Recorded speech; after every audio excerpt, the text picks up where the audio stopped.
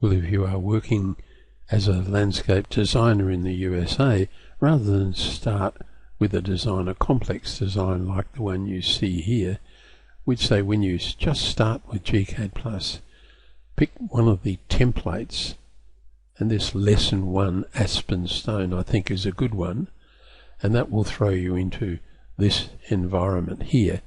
And you might like to just experiment by switching from one space to another. We create the design in what's called model space, and then we switch to a presentation or layout space. So whatever we draw in this environment will appear in the layout space.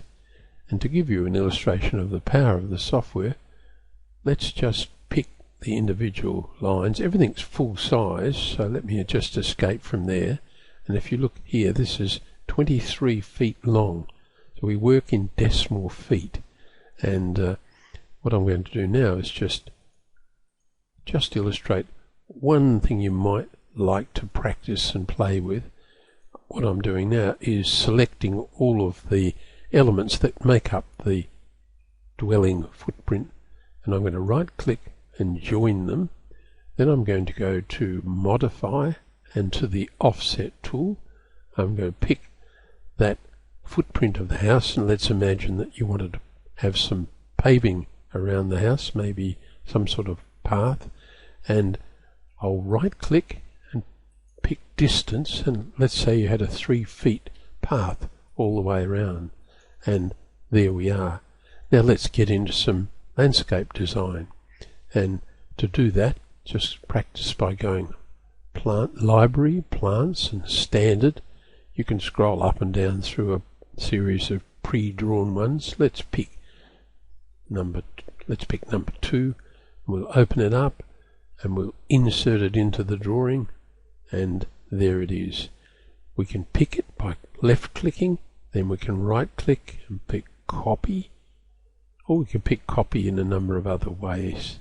So all I'm doing now is just moving around. Let's imagine we're just screening that area. You can make the symbols line up if you want. That first one's still selected, then I hit the escape button. Let's get another one.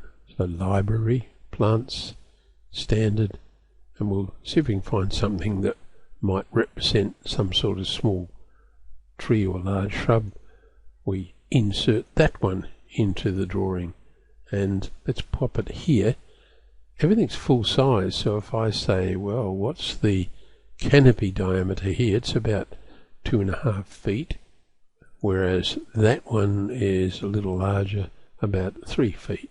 So most of the symbols come in 3 feet in canopy diameter. So we can pick this symbol and scale it. A couple of ways to do that.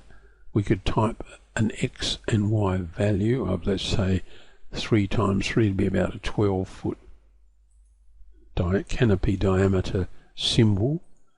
And the other thing you can do, let me just copy it first. I can copy, say, 3 instances of it.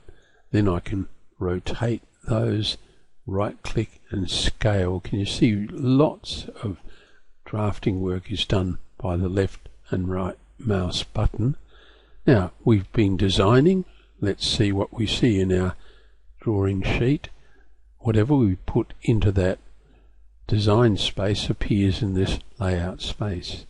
We've got a logo here which you can edit and change. Things not quite lining up the way we want. The view into the design sits inside what's called a floating viewport. Here's the viewport. And if I double click, I can just move that magenta box around. I can even bring it in a bit tighter, and you can see what I'm doing. I'm now going to present that in the layout space. Still need to move it again, so I think we want to be something like that and display that. And there we are. Our design is taking shape very nicely. So it's just a matter of going File and Print. So what I've tried to do is just give you a little introduction, assuming you know no knowledge of landscape design. Play a little like I've done here when you first trial GCAD Plus.